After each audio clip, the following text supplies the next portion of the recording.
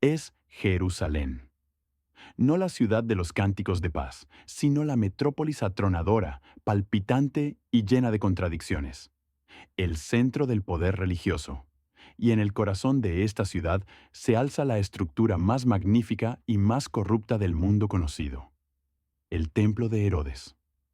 Para el peregrino pobre, el campesino de Galilea, el viudo de Sión, el templo no era un refugio, era un muro de separación. Se les prometía comunión, pero se les exigía un precio que no podían pagar. La fe se había convertido en una transacción, la devoción en una tarifa. Los atrios, diseñados como el único lugar para la oración de las naciones, se habían transformado en un mercado de la miseria. Los cambistas, con sus monedas de oro amontonadas, dictaban el precio de la paz. Los vendedores de palomas, con sus jaulas apiladas, controlaban el acceso al perdón. La pobreza del fiel era la riqueza de los mercaderes. La escena está lista. La injusticia se ha acumulado hasta el cielo. El ruido de las monedas, el balido de las ovejas y la arrogancia de los sacerdotes. Todo esto era un insulto constante al propósito divino. Y entre este caos financiero se acerca una figura, no con un ejército ni con un cetro. Viene de Galilea, envuelto en polvo de camino y con la autoridad de un rey invisible. Jesús de Nazaret. Entra al templo por primera vez con el fuego de su ira cósmica. Chapter. Capítulo 2. El misterio de la profecía y el látigo de cuerdas. Los profetas de la antigüedad habían predicho este día. Isaías clamó: Mi casa será llamada casa de oración para todos los pueblos. Jeremías denunció: Vosotros la habéis convertido en cueva de ladrones. Jesús no era solo un predicador. Él era la profecía andante. Él no podía tolerar la profanación de la casa de su padre. Pero, ¿por qué la ira se manifestó primero en el ámbito financiero? Porque la usura, el cambio injusto y la explotación de los pobres en nombre de la religión es una forma de idolatría que Dios aborrece. Era la manifestación de que la avaricia había corrompido el vehículo de la redención. La miseria era institucionalizada. Jesús no blandió una espada de acero, sino un simple látigo de cuerdas. Un látigo que no simbolizaba la matanza, sino la separación violenta del pecado de la santidad. Es la herramienta de un pastor separando a las ovejas de los mercaderes. El látigo golpea el aire con un sonido seco, un anuncio de juicio.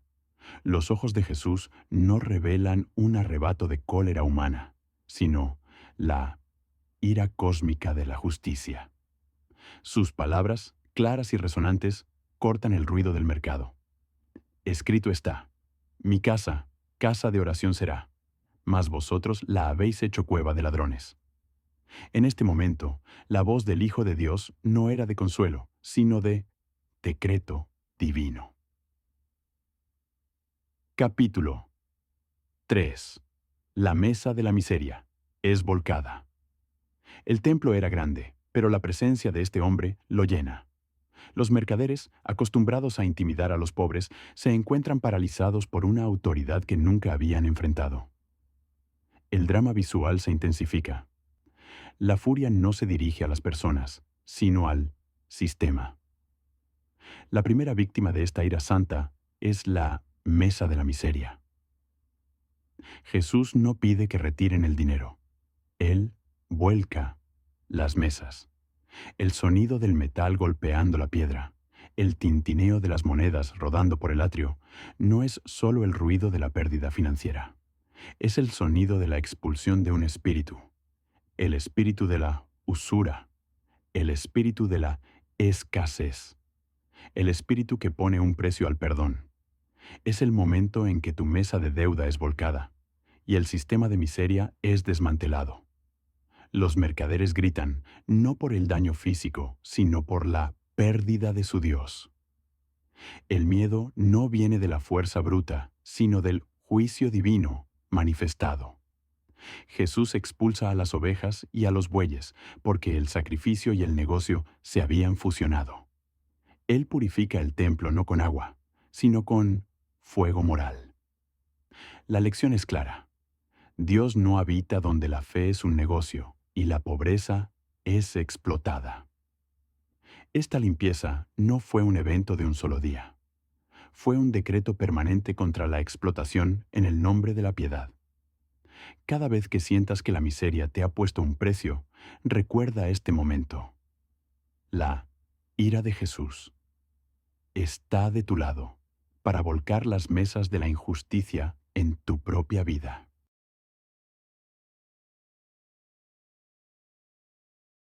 Capítulo 4.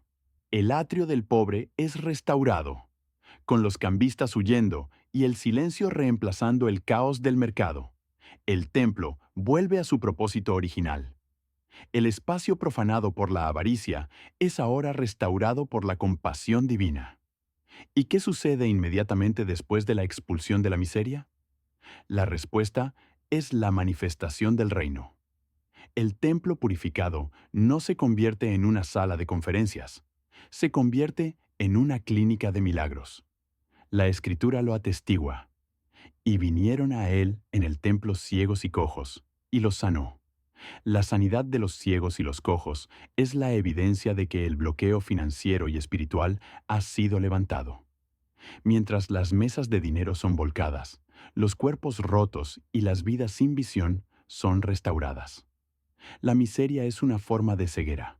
La sanidad es una forma de provisión total.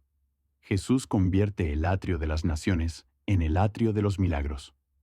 El lugar que antes vendía palomas por dinero, ahora ofrece la sanidad y la visión gratuitamente. El mensaje es eterno.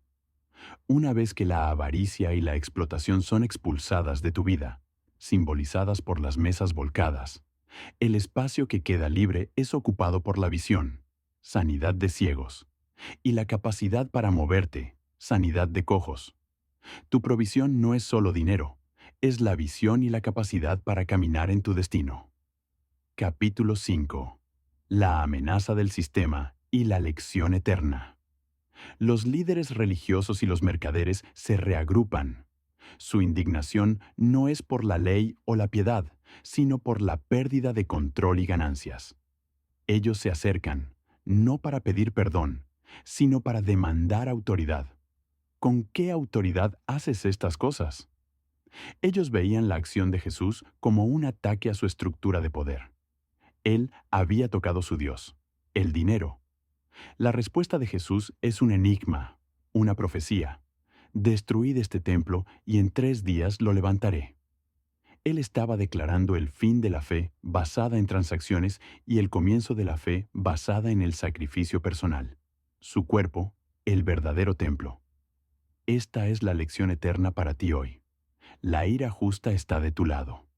Cuando enfrentes la injusticia o la miseria, tienes la autoridad del Rey Jesús para declarar que esas mesas serán volcadas.